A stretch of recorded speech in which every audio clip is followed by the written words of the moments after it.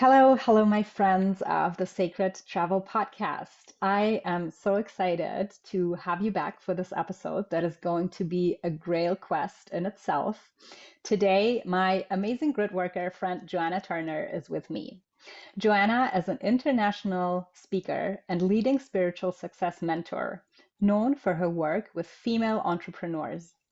With a background as a chartered accountant and 17 years of experience in finance, Joanna brings a unique blend of strong business acumen and spiritual practice to her mentoring.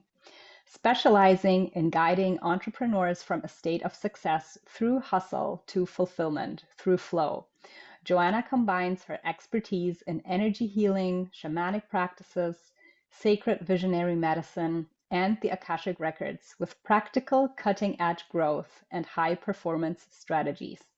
She also utilizes NLP mindset tools to help her clients raise their vibration and enter a flow state.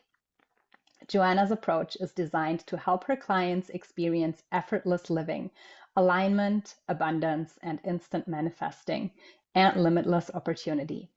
By acting as a bridge between the spiritual, personal development, and business worlds, she provides a comprehensive and holistic path to success and fulfillment. Also, Joanna is dedicated to her planetary gridwork mission, aiming to heal and raise the vibration of the Earth. This mission involves working with the planet's energies grids to promote global harmony and spiritual awakening. And I also want to mention that Joanna does have her own show called The Flow Show. So head over to her podcast as well and check out all the inspiring conversations about the art and science of finding your flow in life. So, welcome, Joanna. I am beyond excited to have you here. Thank you so much. It's an absolute honor. I'm so excited, almost to a point where I'm like speechless and don't know where to start because there is just simply so much. There's so much. So, when you first told me about your findings and your travels about the sacred geometric landscape in Scotland, I was immediately on fire. And without you telling me about the places, they would actually already emerge from my inner vision. So, I would love to dive right into that story because I find it also truly fascinating. And first, I feel that we have to go a little bit into like back in time, because I feel it's a crucial part of how all of this unfolded for you. And I just feel like starting, how did your grid work journey start? And you can like really go back to the very beginning. Thank you so much. It's a lot to weave together because it's such a huge concept, and there's also a piece of it I feel that is so beyond me that I don't understand. So, right, I think I'm glad that I'm more conscious of my mission and what I'm doing now, but I think I was unconsciously doing it for a long time. And I actually have a theory that perhaps my mother and my grandmother were doing it before I was. Mm. This came through to me quite recently, actually, because we're born, our mothers are born with all their eggs, and so therefore we were in our grandmother's wombs as Okay. well. And I realized that my family from way back has been a family of explorers and travelers. My grandfather was in the Merchant Navy.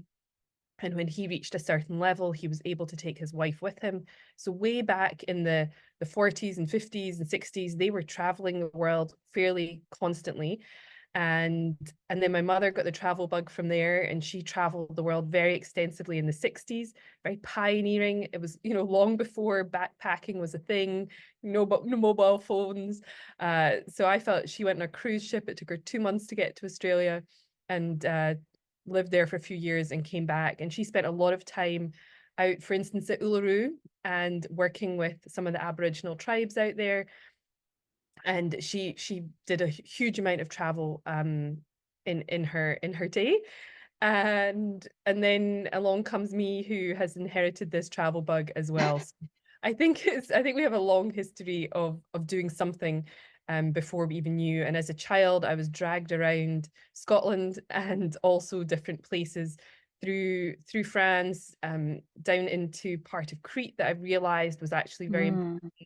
important, but all the way up to the very north of Scotland, up to Orkney, Durness, some of these very furthermost remote parts of Scotland that only now I can see when we'll get into talking about the Scottish pentagram, these are actually points on this sacred pentagram.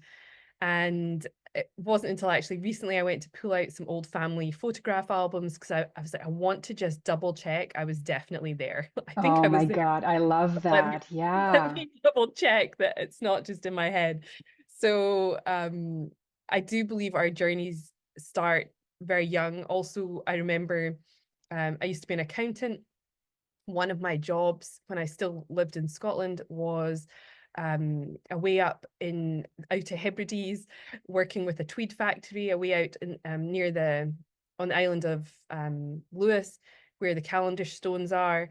And again, I had no idea in my early 20s why I was the only one from the office sent up there for weeks at a time.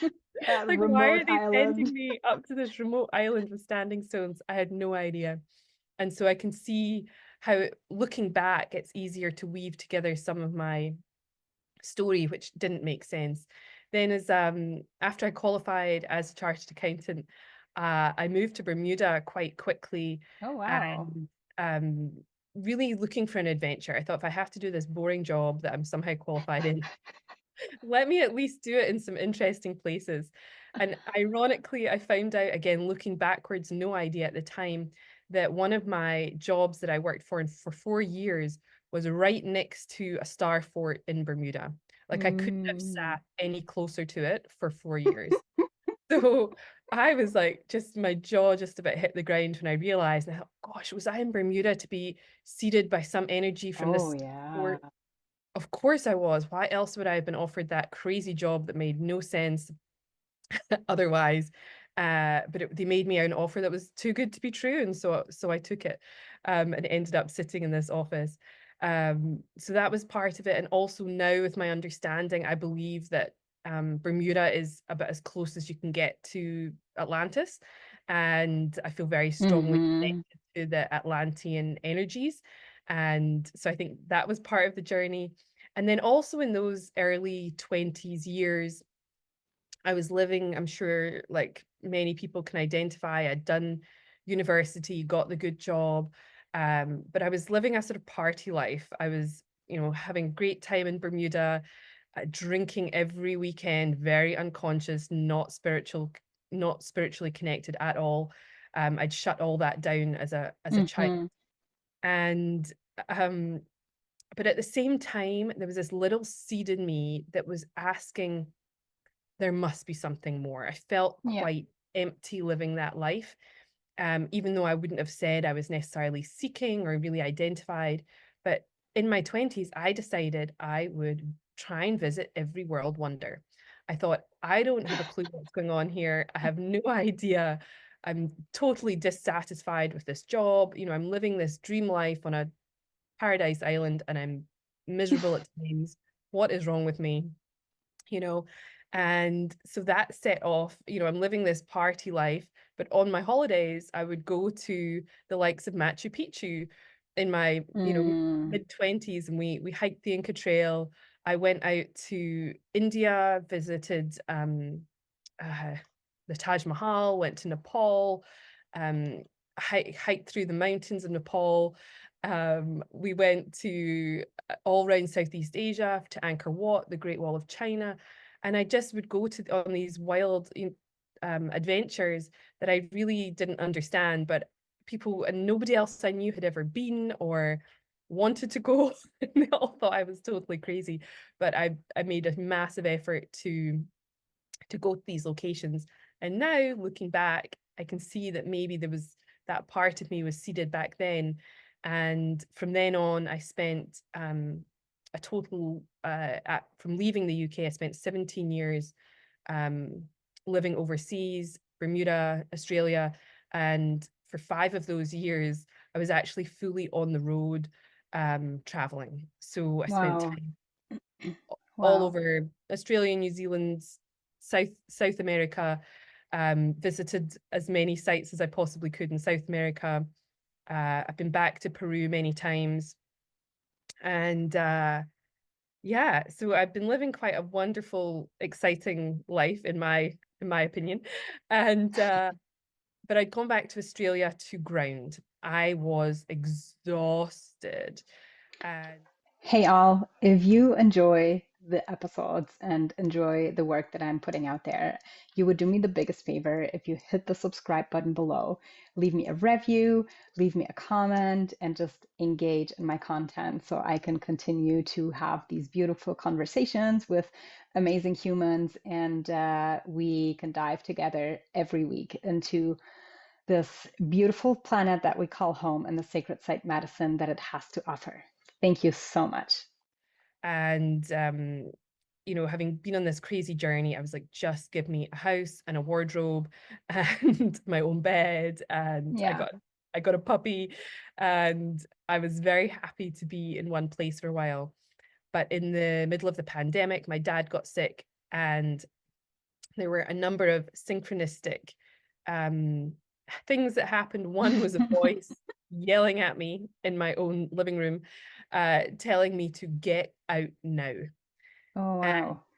I decided to heed that voice, and I packed up my entire life and booked my puppy on a flight and came back to Scotland. It wasn't, that sounds simple enough, but Australia actually denied my right to leave. Um, and so I had to reapply, and it was a whole process, a legal process to get my out of Australia back into Scotland. But I just knew, having heard that voice and various other pieces of the puzzle, that I needed to come back. And so that has led me back to Scotland after all these years. And I thought I would maybe be here for a few weeks or a few months. But my dad's operation was delayed due to the pandemic, and then his recovery took a while. Then my mum wasn't well, and so I've Hmm. stayed in Scotland for a few years now, sort of taking care of them and a family business. So I was fighting it, to be honest, at first. I thought, why am I here? You know, and and on my, it so sounds maybe a little shallow, but on my Instagram, I'm traveling here and there, and I had an Of interesting thing course. to share, I thought maybe. And now I'm like, I'm in Scotland, I'm looking after my sick parents. And suddenly I had like nothing I felt like I had nothing to share. I was like, oh, this is so boring. I'm in my hometown. What is going on? And I really felt like I didn't understand why I was back Wow. Yeah. until Yeah. until Yeah. relatively recently. So yeah, and then so now my understanding of what's happening in Scotland has changed, and I'll get into that in a moment. But yeah, if so that's it in a nutshell. It's been a big journey, and my life feels like a Dan Brown movie. I would have said it was Eat, Pray, Love to begin with, because I did the whole Italy, India, Bali thing, and but I think it's morphed into a Dan Brown movie. Yeah, Maybe I can see that. because I feel like I go and I pick up the clues and I go to the next place, and I now have this deep fascination with ancient civilizations and cultures, and I'm searching for the truth, for the Holy Grail, and doing my best to follow the signs and nudges along the way. So here we are, living our best Dan Brown movie. Oh my goodness. Yeah, and when you spoke about that voice, I really got chills all over my body. So that was a loud and clear calling of the land to come back. So tell us what happened then, what unfolded. Oh yeah, so I came back and was very determined to look forward rather than back, and not miss the life, my sort of perfect vision board life that I'd been living, back back to reality. And I realized that I'd come back partly to heal the last pieces of the my family dynamics. I think that's part of it. Hmm. Having been on the road for many years, I'd been home obviously to visit, but I'd not spent extended time with my parents. They're both in their late 80s, and I know I don't look old enough. No, I'm just kidding. But yeah, they're They're in second marriage and in their late 80s. But they're actually celebrating their 45th wedding anniversary, which is not bad for a Ah. second marriage, in a few weeks. So I thought that was a big part of it. Also, I've got some young nephews and nieces, old friends, so I was enjoying that connection. But again, it didn't seem like it was maybe enough to keep me here or why I was Mhm. here. Then I had a family friend invite me to stay in her cottage. I think she realized that I was taking on quite a lot with my parents, and she said, "Would you like a respite in my cottage?" I said that would be wonderful, and I didn't really know where it was. I just agreed, and lo and behold, it turns out that it was in Kilmartin Glen, which I had no idea about, but it turns out it is one of the most sacred glens in the whole of Scotland. And I spent a week up there with my dog, just going from cairn to standing stone to sacred thing, finding beautiful carvings in the rocks. And we spent an incredible week over there. So that felt very guided. Then I had this weird and wonderful story. There's a hotel called More 84 that's right in the center of Scotland, almost like the geographical center. And in the same week, that hotel's name came to me so many times in different ways. Wow. Yeah. There was no doubt where I had to be on that specific weekend. Just very quickly, my cousin decided to host her 50th birthday there. So that was how I first discovered it. Then a guy I was dating was viewing a house, and that was the closest landmark on the map. And he wanted me to like come with him to do a second viewing on this house, and he could only go on the Sunday.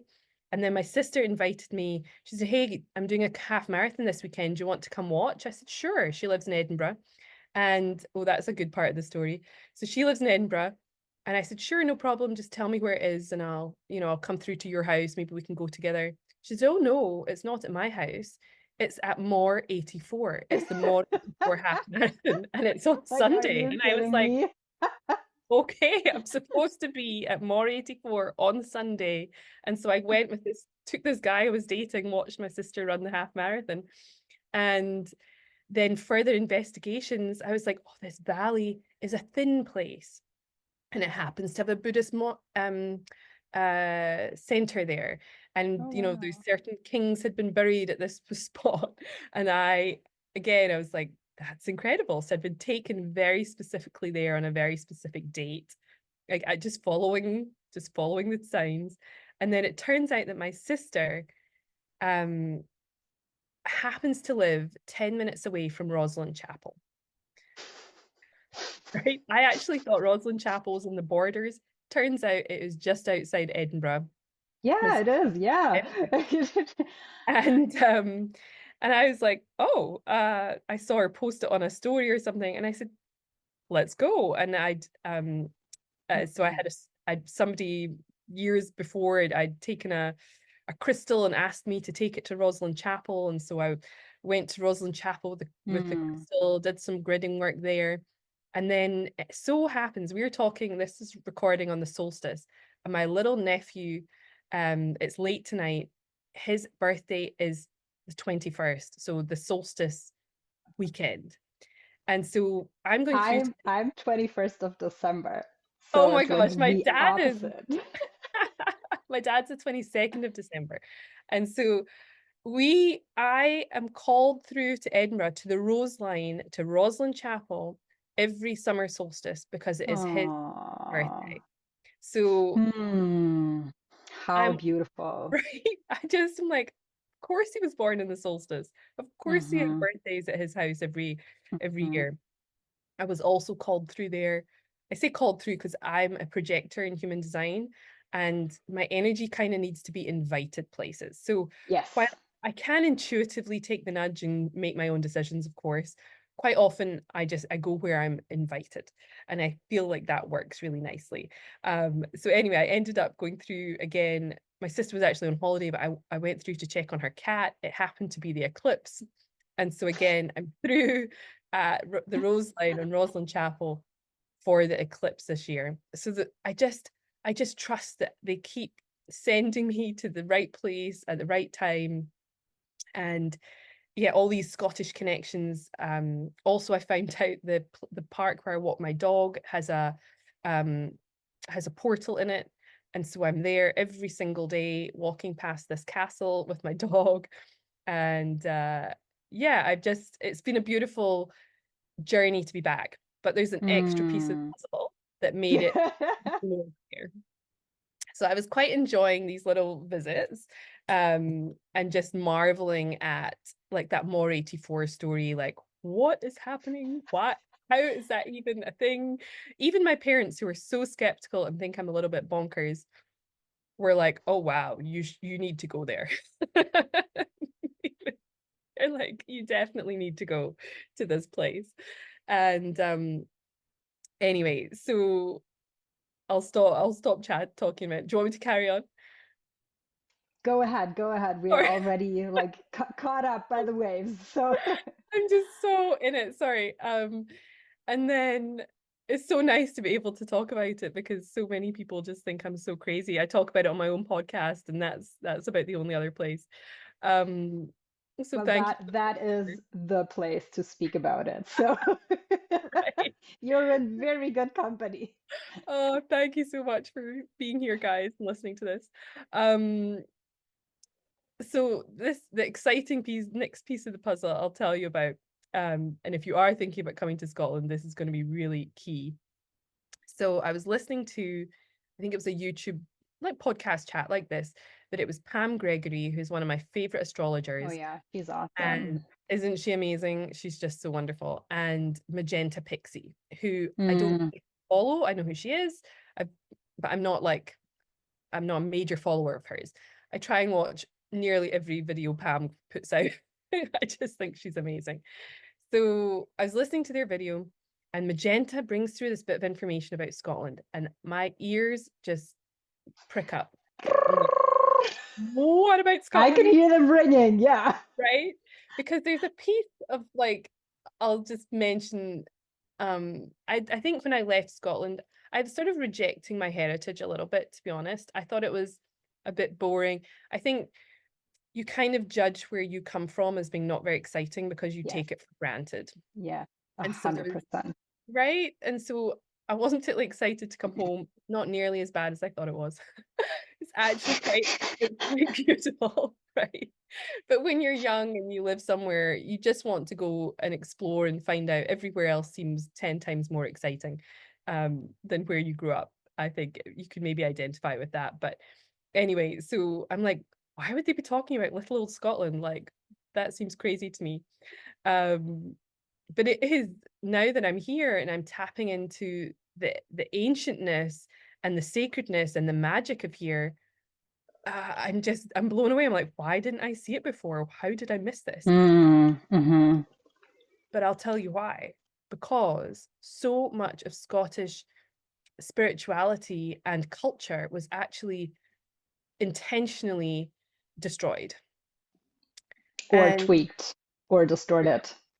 or Yes. distorted. Exactly. Yeah. And that was something I had no concept of growing up. Yes. And I didn't really know anything about my own heritage. Since I've come back, I've actually connected with other members of the family and been able to trace my family back to 1057, Oh, just before wow. William the Conqueror, which is really a great privilege to be able to do that, which is exciting. And so I've been able to locate our family castle and this kind of stuff. It's a ruin, and the castle. I'm like, Dad, why don't we have a castle? And like Titus is like, can Somebody somebody built me a castle. right? I'm like, I want the family castle, damn it.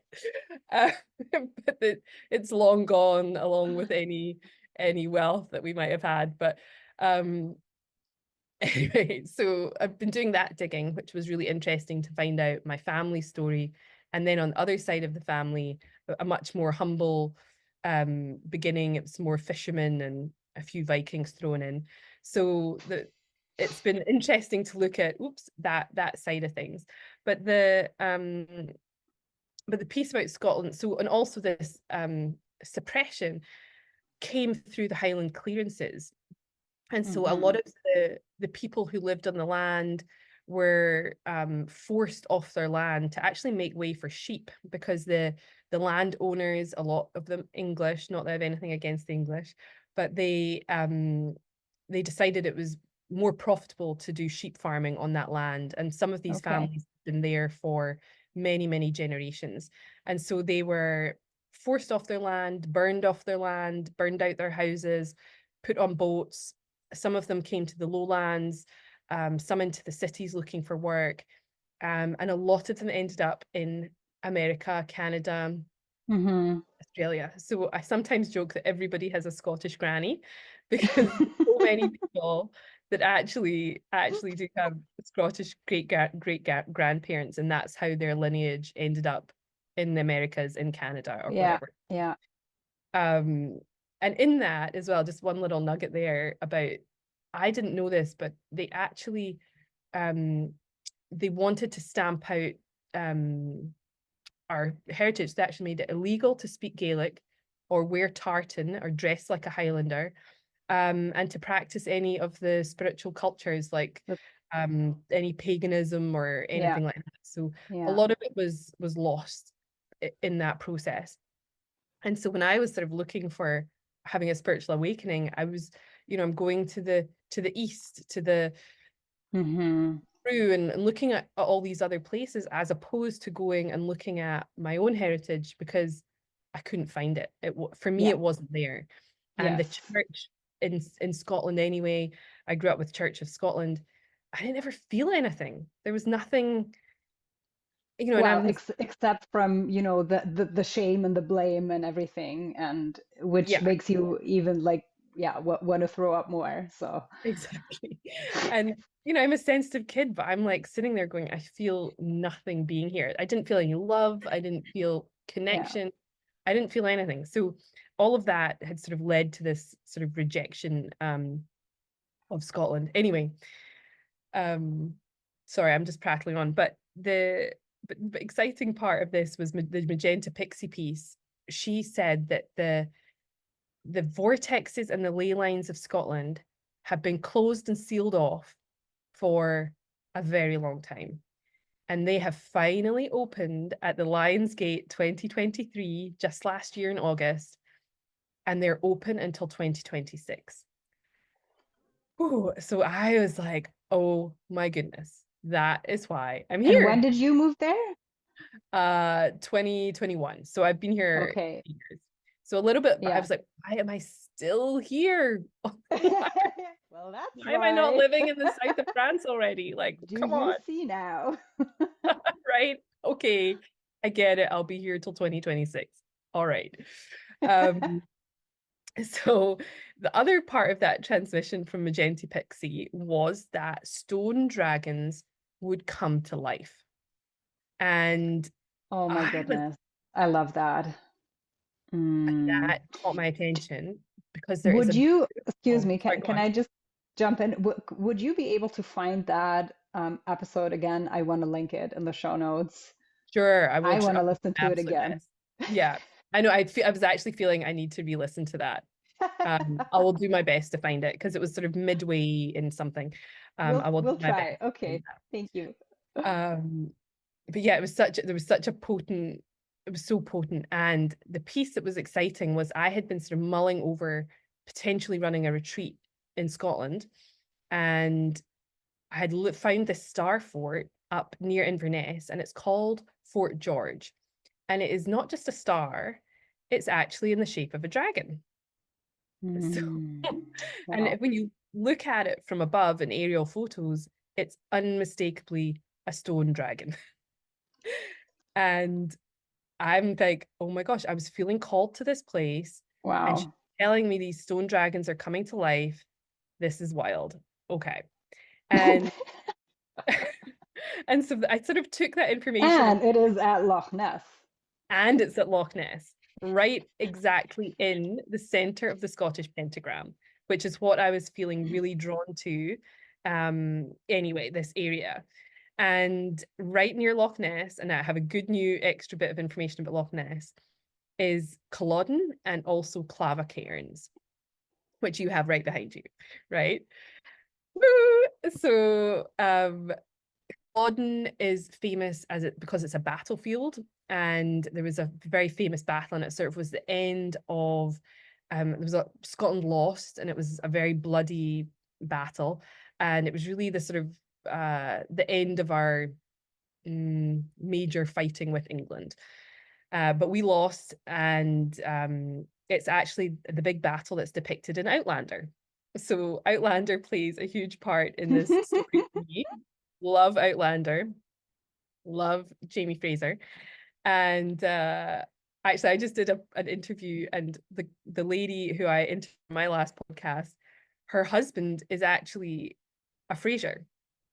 She lived Oh, in the States, oh, and they came to Scotland to get married and went to visit Culloden and oh. his family, which was kind of crazy. But so Culloden is right near Inverness, and then Clava Cairns is about a mile and a quarter walk, so about nearly 2 kilometers away, and it is the inspiration for Outlander's Craig which is where Claire goes through the stones back in time in Outlander.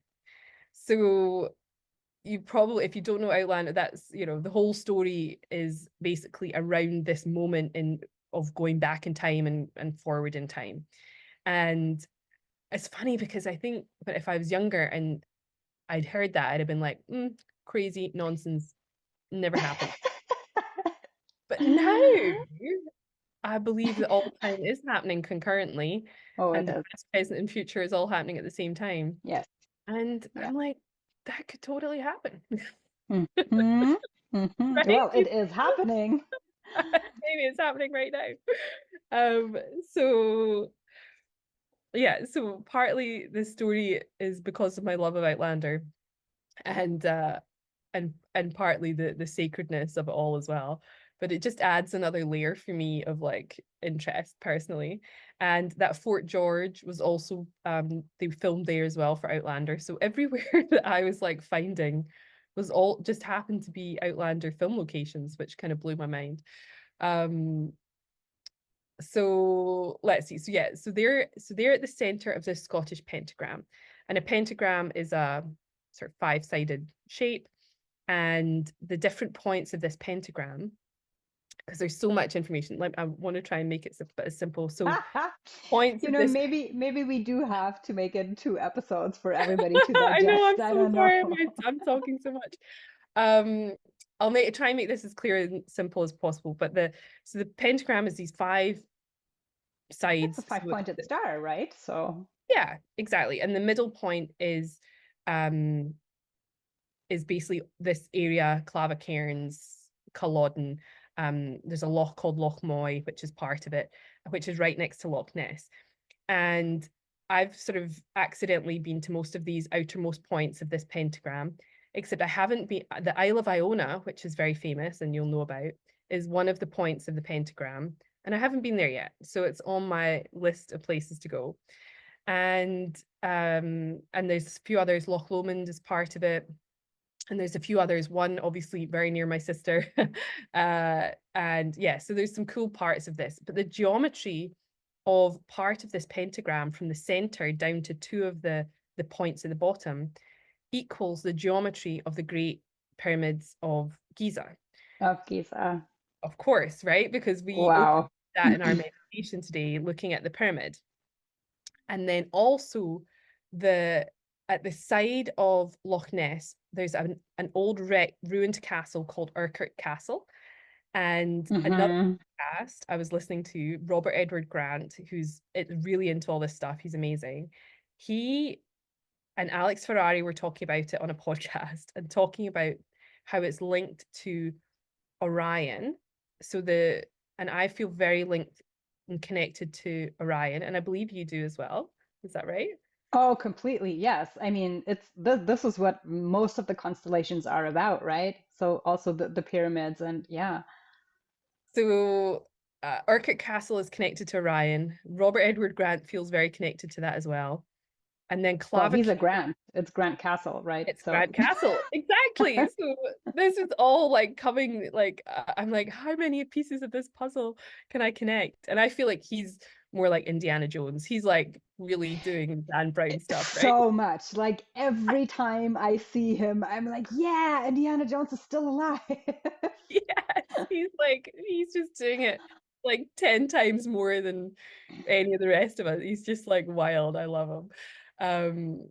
So yeah, so we've got that. Then back to Clava Cairns. The geometry of Clava Cairns is the Giza Plateau again. And Which then is actually also or that is the Orion constellation. yeah, with the because the So last pyramid is smaller yeah. and slightly off. I have not been to Egypt yet either. It is on my list, and I feel like I have to go do this work at Clava Cairns first, and then go to Egypt, and something is gonna like complete for me in Egypt. I feel Oh like yeah. Mm-hmm. there's Mm-hmm. something with that. Um, So but we yeah, have these. Then so then the next part of the story was Matthias de Stefano, who's this guy who can remember all his past lives, is with Robert Edward Grant at Urquhart Castle. And he's talking about Loch Ness being the pineal gland of the earth. And of I know Scotland. of exact so I know that Loch Ness is one of the deepest lochs that we have, and it's apparently as deep as it is the mountains are high. So it's a really deep loch, and he was sort of saying that we need to go to the depths of our soul uh, to activate and transform and find the spark of light, which is like the spark of creation within ourselves. But we can activate our pineal glands by connecting with Loch Ness. And Mm-hmm. he then said, so I'm having all this dragon stuff, and obviously we're in the year of the dragon in the Chinese astrology. And then he said, well, what do you make of Loch Ness or Nessie, the monster? And he said, oh, it's not a monster, it's a dragon. It's a dragon. Yeah. Right? I was like, of course it's a dragon. And so really this was all about deep transformation and connecting to that part of us. And so I've been looking more into the dragon mythology and what's happening with that. And it's really it's the combination of the masculine and the feminine. And when Mm. we were again opening, it's also fire, right? So when we were opening up in that beautiful meditation, we're pyramids, there's a fire, there's the energy going up and down. And I was like, this is it. This is like the dragon energy meeting this beautiful golden pyramid energy. And for me, it feels like something with to do with Loch Ness within this portal, within this 3-year window.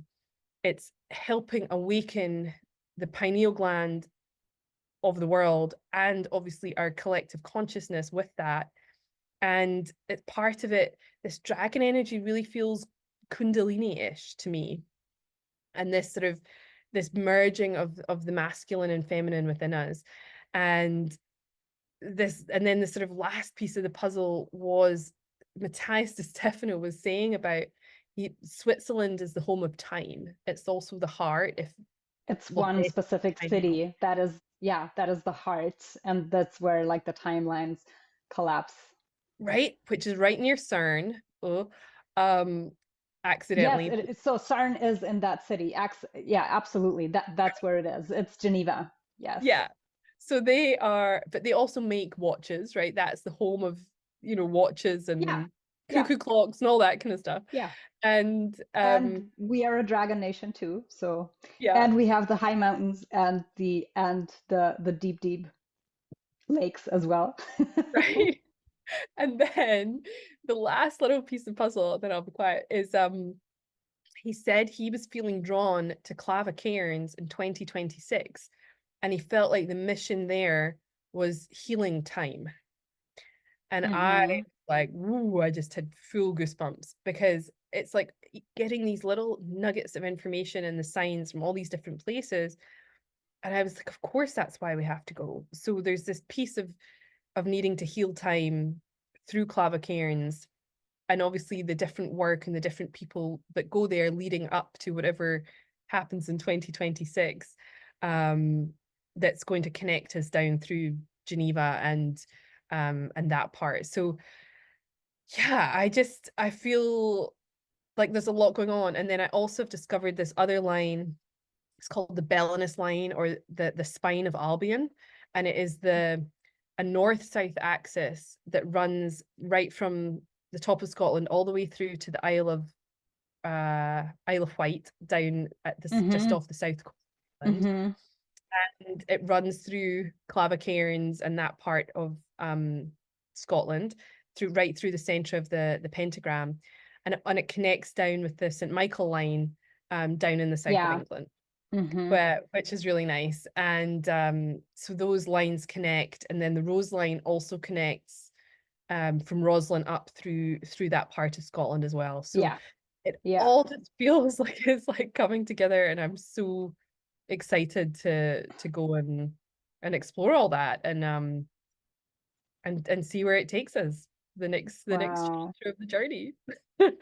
Yeah, thank you for sharing all of these pieces. I can really see how this grid with all the different lines is coming alive. And obviously, like there's so many things that I could speak into, but I really feel that we have to make a second a second episode.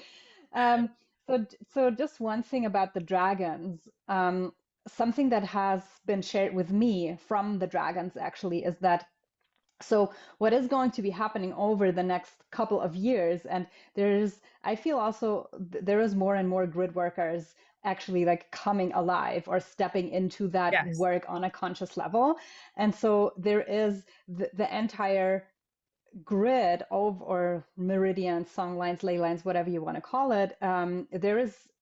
There's different nodes, and some nodes have other qualities than others. And so I feel that some are more like dragon nodes, some are more what I call, yeah, Magdalene nodes or rose nodes, where like different consciousness um, can be activated or is to be released in a way. And Mm. so with the dragons, I mean, yeah, it couldn't be more prominent, and they could not be more active than this year, right?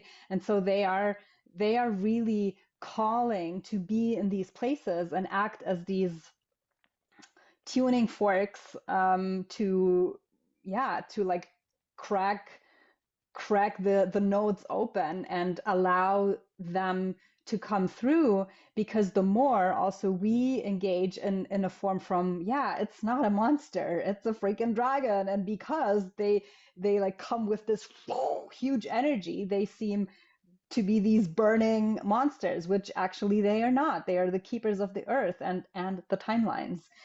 And so Yeah. yes, there is a lot of timeline work to be done. So that's that. And then I want to ask, so it's kind of like a step back, because you shared about the pentagram. Yes. And how did you actually connect the dots that this is a pentagram? I found it online. I found a map Oh, you online. did? Okay. Yeah, yeah. So it's quite a well-known map. I just was looking at Leyline Scotland, and I found, and you could put it in and you could find it quite easily. And Well, then there but you were have to look for it because this information is not around, right? So, no, there's not a lot actually available. There's that guy's website. I can't remember what it's called, but it's like about the only one that comes up. And I've been trying to find the information, but it's actually quite hidden. it So is. Yeah. um yeah, it's so I find these little pieces of the puzzle and I just try and weave them together, and if the story starts, like when it starts to make sense, I just sort of go along with it or find another piece that solidifies the last piece of the puzzle that I found. Or yeah, so it's not the easiest to sort of pull together. So Yeah, amazing. So I just want to check in with you because I actually do feel that there is still a lot more to share. So is there yeah, how do you feel about maybe just disclosing a little bit more now, and then we are going to be recording a second one so we can go more into how these different points are connected, and also what this means for us, our bodies, like for our process of helping the the earth timelines and consciousness to be anchored in. yeah, absolutely. um yeah, there's just so much. I know, and it's exciting. So, well, if you're up for it, Yeah, then absolutely. Absolutely. It's all good. I just love sharing this stuff, and I just hope it helps people because a lot of it for me didn't make sense, you know, not logical sense. You know, why am I flying from here to there to back to why have I woken up and I need to leave tomorrow? Like, I don't understand, right? Like, You're like, get out now. right, what are you doing? Packing up your whole life? Do not just set your whole house up. So, yeah, it doesn't necessarily make sense. And so I think for me, partly sharing it, and I don't mind feeling completely crazy if it helps validate someone else's journey, you know, like somebody else is And like, it does. oh my goodness, I got chills just saying that. Oh my goodness, that's why I went there. That's why I went to that place. Oh my goodness. And so hopefully people yeah, can start joining their own dots together, because it took other people sharing and me connecting with other people who do this work. And it's so comforting as well, knowing there are other people doing this. Like when I found your podcast, I was like so happy. I was like, yes, someone else is talking about this. Thank you. Thank you so much. And it helps validate me as well. Not that I need validation, but like, you know, Well, we all do, right? it's so It is esoteric, it's so out soothing. there, right? I'm like, oh, I go there with the crystal from the person and I do my thing. And you know, it can just sound so crazy. But the other part for me that we can maybe talk about next time is uh the Akashic records. So that's Oh really yeah. guides me in my work with the places that I go or where I'm supposed to go. So yeah, quite often I'll open the Akashic records of the site when I get there with permission. And then that guides what I'm supposed to do when I get there. So that's quite interesting. So but everyone's quite different. I met a girl, I'm going to a solstice thing tonight, and I just met her last week. And she's been pulled to a lot of the same places in Scotland. And and we were talking about how she does her work or what she does when she gets these places, again, totally intuitively guided. And I was like, I think you're probably tapping into the Akashic records. And so she just didn't realize she was. And so um yeah, there's a lot of us just doing it very intuitively guided. But I think when you know, when you start to get a little bit more conscious awareness, you can yeah, just maybe take care of yourself a little better as well, because I Yeah. feel I fried myself at the beginning with all this, and so now I still go where I'm told, right? But I'm better at managing my own energy, because it can be quite a lot. So Mm. that Well, piece, completely. yeah, it's a lot easier now. I So yeah, love that. Yeah, no, let's definitely speak about that, because I feel that, it's it's nice to know all about this, but then there is always the piece about, okay, but like what do I actually do with it? Or how does this become applied or embodied wisdom inside me, and what does it actually serve me? yeah, So, yeah. Yeah. apart from a lot of air miles and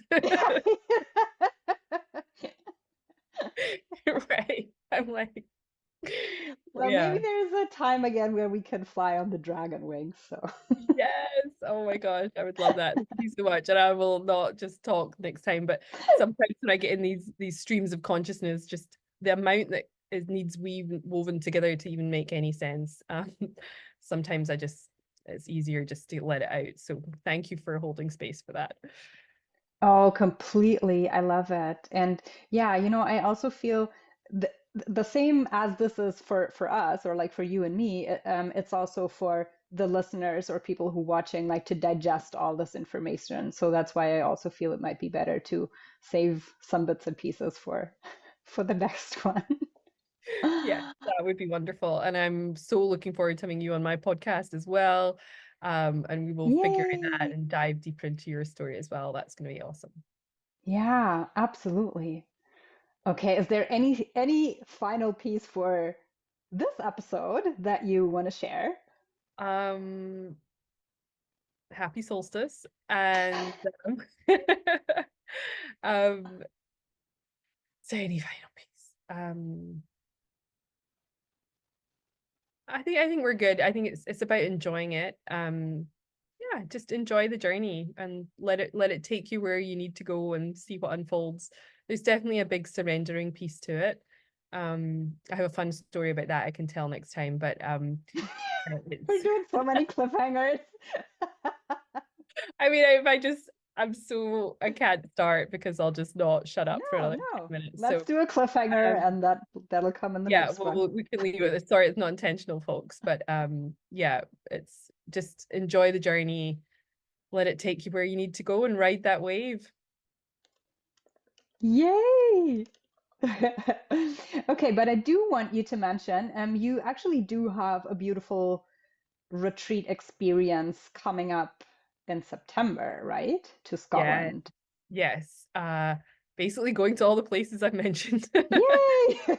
All the ones at the center of this pentagram. So yeah, I feel like whoever feels attracted to come to that will is on their journey in some way with this grid work. It's not a prerequisite. You don't have to be a grid worker to join us.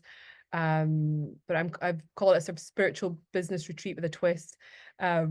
All the sites we're going to, like I said, they're all Outlander focused. They're sacred sites in their own right anyway. And we'll be doing lots of inner work development, connecting with Loch Ness and opening our pineal gland and helping collective consciousness along the way. And yeah, there'll be some business mastermindy stuff in there as well. Although I'm feeling that's how I've pitched it. And then I'm feeling people are like, if we're going up there to do this grid work, maybe we don't need to do any business work. So we'll see how that all unfolds. But I just trust that everybody will get exactly what they need from it. Whether it's clearing blocks or whatever, rewriting their story or whatever it is, we will get into all that as well. So I feel people will be deeply transformed and yeah, it'll be some beautiful work. So, and a Scottish experience. I'm making it yeah, if you've never been to Scotland, you would feel like you've had a full Scottish experience when you left. So Yay! but not in a real cheesy way, like in a real nice way. So I have no doubt about that. Thank you for sharing. And we're also going to be putting the link in the show notes if you're interested in that. yeah, just reach out. That'd be amazing. Thank you so much. Well, thank you. And I would just say, see you next time. Will to be continued. Yes, exactly. I love that. Thank you so much. Thank you, Joanna. Thank you for coming on.